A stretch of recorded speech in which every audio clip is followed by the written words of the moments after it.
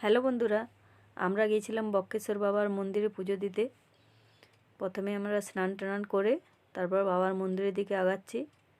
প্রথমেই আছে গেটের বাইরেই আছে নন্দী ভিড়িঙ্গি, আর বাবার মূর্তিটা উপরে আছে। আর আমরা লম্বা লাইন দিয়ে পুজো করতে গেছিলাম।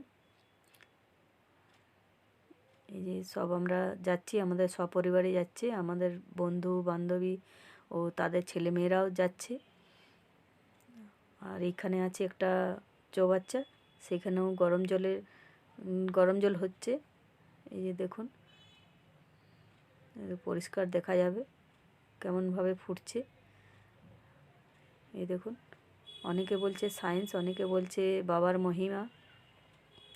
তারপর আমরা লাইনে দাঁড়িয়ে পুজো দিতে ঢুকলাম।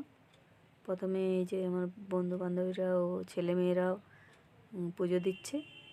তারপর আমরা স্বামী স্ত্রী দাঁড়িয়ে আছি, এদের পুজো হলে আমরা পুজো দিতে বসবো।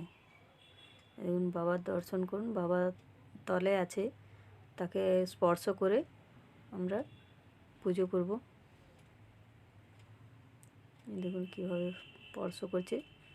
তারপর আমরা পুজো করে বেরিয়ে আসবো। তাহলে বাই।